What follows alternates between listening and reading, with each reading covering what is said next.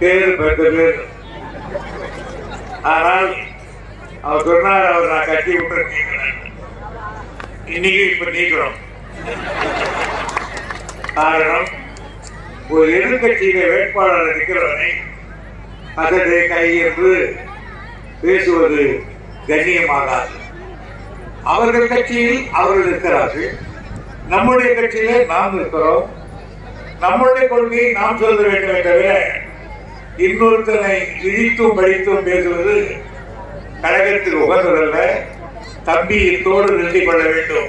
இனி எந்த இடத்திலும் இப்படி எதிர்த்திருப்பவர்களை தகாத வார்த்தையால் அர்ச்சிக்க கூடாது என்று உறுதியோடு நான் தெரிவித்துக் கொள்ள கடமைப்பட்டிருக்கிறேன்.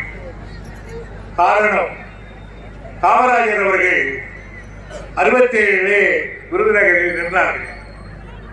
சீனிவாசன் அவர்கள் மாணவர்கள் செயலாளர், அவரை எதிர்த்து போட்டார். எல்லோரும் என்ன சொன்னார்கள்? அண்ணா சொன்னார், காமராஜை போன்றவர்கள் ஜெயித்து வந்தார், அசப்படியா இருக்கும், ஜனநாயகம் இருக்கும் சொன்னார். எல்லோரும் என்ன சொன்னார்கள்? காமராஜரை தோற்கடிக்க முடியாது, ஒரு பேச்சுக்கு சீனிவாசனை போடலாம் என்று சொன்னார்கள். ஆனால் மாணவர் தலைவராக இருந்த சீனிவாசன் பெருந்தலைவர் காமராஜரை விருதுநகரிலே தோற்கடித்து விட்டார்.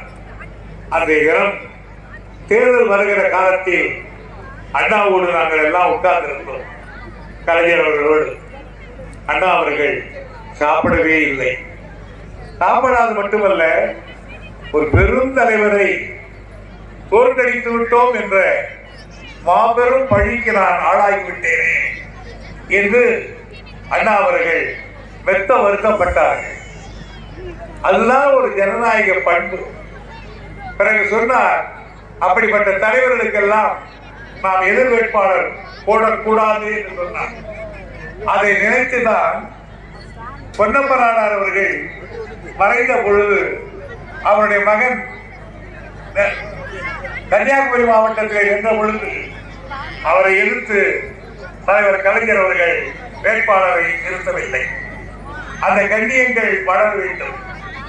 எனவே பேசுகிற பொழுது நம்முடைய கருத்துக்கள் பரிமாறிக்க வேண்டுமே தவிர வார்த்தைகள் தடிப்பாக இருக்கக்கூடாது என்பது அவருக்கு மட்டுமல்ல, பேசுகிற எல்லோருக்கும் கழகத்தின் பொதுச் செயலாளர் என்ற முறையிலே நான் தெரிவித்துக் கொள்ள என்ற கருத்தாகும்.